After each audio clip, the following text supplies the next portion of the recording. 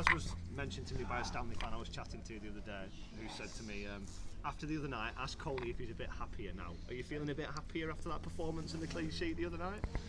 Well, I came away feeling like a defeat, and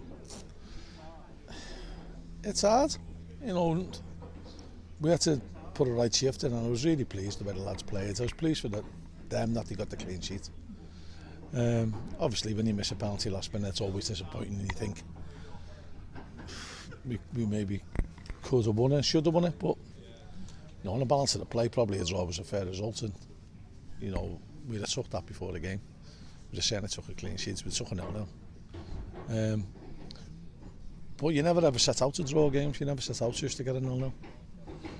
Although you could set out to make a lot more noise with the seats.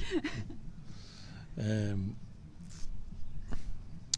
you don't, and I've never set up to get a draw, but we had to tighten up, and so we tightened up thinking that we could counter on them and use our pace up front.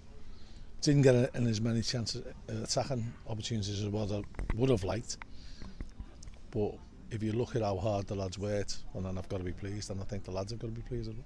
You said before that Blackpool game that you were going to work hard on your formation, and you made a change there. How hard is that to do with, a day and a half of training time between games? Yeah, it's not easy. And to be honest, I spent most of Sunday night contemplating what way I was going to go. And then you got to nail yourself down to one, and then you've got to practice that. And we had one training session, which I think that sufficed in what we wanted to do, because the lads knew the jobs that we wanted them to do.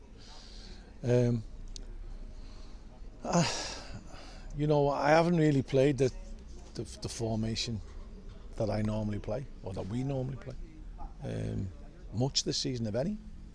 So, I've not really been a three at the back person. I haven't played that a lot this season. Never played a diamond in my managerial career, never played that quite a bit this season. Flitted with 4-3-3, but never been a fan of that. So, I think it's just a case of using what you've got and using it in the best formation possible to try and get the best result. Is it simply a case that the personnel that you've got doesn't necessarily suit the system that you would choose if you were starting afresh with a blank sheet of paper? Yeah, you can't always get that though. I remember when we got to the playoffs the first time around, and that's when we'd started off at a 4-2-3-1. And by the end of the season, we had it off to a T. We had the players who rotated in the three, very, very difficult to pick up. I think Sean was one of them. And we were full of beans about the next season, what we were going to do next season, because we'd finished the season so strongly. And then 9 of them players left. The players that got in didn't fit the system of 4-2-3-1, so we had to change it. And sometimes that's, you can try and recruit for a system, but you can't always get the players in that you want. Is it just another weapon in the armoury now to have another system that you've used effectively, not necessarily one that's going to be the default and the go-to?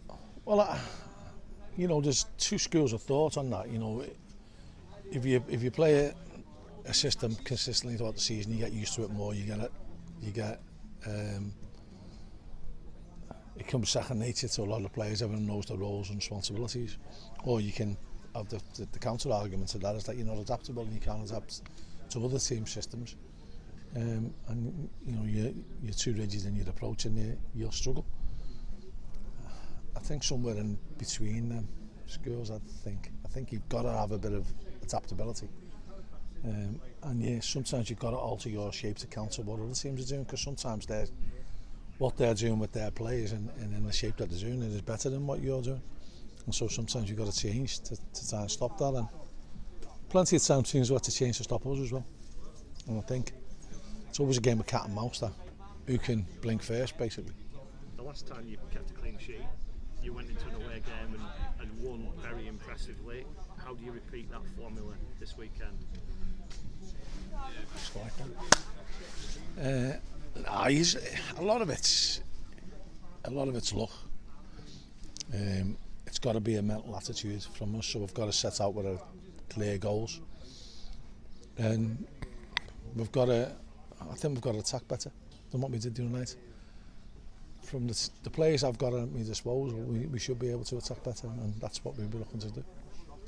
With the work rate and the effort that they put in the other night, was it very clear that they wanted to make up for what happened against Wimbledon at the weekend? I think so, and there's a lot of bruised pride there, not more so than the staff really, we feel as much as them. The players wanted to reaffirm that they are a good set of lads and they're good players, and the best teams in the world get every easy defeated. And you've only got to go back to, well, I mean, you look at the results on Saturday, and no one would have called Crewe losing 6-0 to Oxford. So you get strange results, and particularly with this season, results getting even stranger. Is it different playing a team that's fighting down at the bottom, like Wimbledon or Rochdale, to playing a team that are looking to be promoted, like Blackpool? Yeah, I don't know whether it's different. The intensity might be a little bit stronger. I don't know. I mean, you should be fighting for your lives every game you play. I think, no matter where you are in the league. It's different when there's no fans and you're mid-table. But it's as important for teams who are struggling to get the points as it is for teams who are trying to achieve something success-wise. So there's a saying, well, not just a saying, I think it's there's been a lot of work gone into it psychologically, that people put more emphasis on loss than they do gain. So you'd have to say that the teams who are at the bottom will work harder than the teams who are at the top. Is it a test for your players' mentality, potentially, in the next few weeks, with no supporters, with where you are in the league table? Are you going to be asking them to show how much they want it, regardless of what might happen in the league table? Well, what would happen if we won the next 6 games? It's still mathematically possible, I suppose. Of course it is. That's not suppose about it. You win your next 6 games, you're going into the playoffs, so why not try and achieve that? It'd be cheerless not to, wouldn't it? Is that still the motivation then? It's got to be, isn't it? Until you can't. Why not? Until you can't, you can, basically. So, why not focus on the can rather than the can't? Why not focus on Sean McConville kicking footballs at us? Okay, he knows not to kick it at my head. It's about 10 feet behind you. Yeah. It was pretty mishit, yeah. But I could see the intention. You've interrupted it now. Shocking. Rochdale, don't tell me they're a good team and they've got some good players and it's going to be a tough game. Why do you think they're where they are this season? Why do you think they've struggled?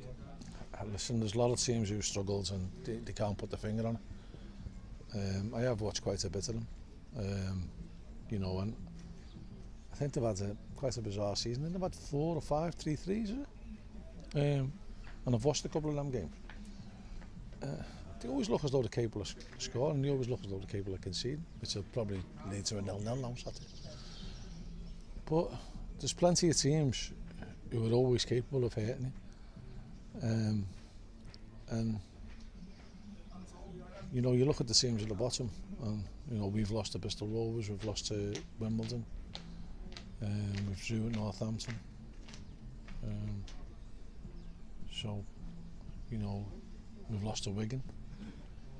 So, you can't write anybody off and say that they're not good. They've all got good aspects in the makeup, and the teams who are doing better are the ones who consistently get it right, and that has blighted us this season. If you look at the way we defended against Wimbledon, the way we defended against Blackpool, it's night and day. If they chose to go out and defend badly, no.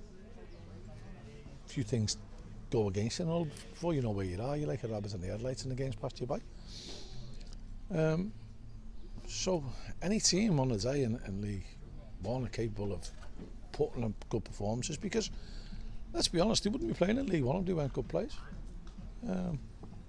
And so it's just some of them aren't as consistent as others, and we've fell foul of plenty of times this season. Does the history with Rochdale personally matter to you anymore? It's never mattered to me, to be honest.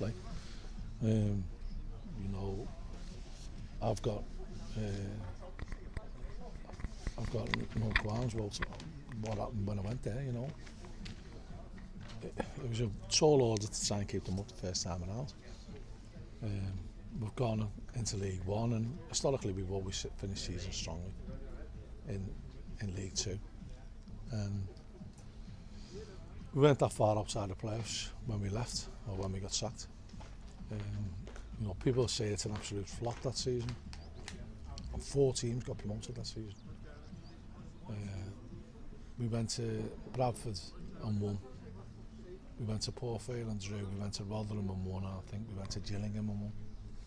So out of the 4 teams who got promoted, we beat 3 of them away from home, and that's a flop. So not for me, but you know, they decided to go down a different route, and the rest is history. And you know, they've got back into this division. Whether that would have been with me or without me, that's immaterial. You know, you couldn't say. What I do know is that they've got a great lad in Brian Barry Murphy in charge. He's a great footballing person and a lovely fella as well. And I'd like to see them do well for him. So, you know, putting Saturday's game aside, I want to win Saturday. But after that, I'd like him to do. How are you looking personnel-wise? Because there was no Joe Pritchard the other night, having been in the 18 and come off the bench at the weekend. What's the situation with him? He's just got a slight tweak on his other leg, so no point risking. Is it just caution with the lads that are coming? I know Ben played the other night as well. Yeah, it's just, listen, we've only got, what was it, a month, well, less than a month now to go, so we're not going to damage people long term. You know, we'll see if they're right to play, they'll play. If they're not, then we'll put them up.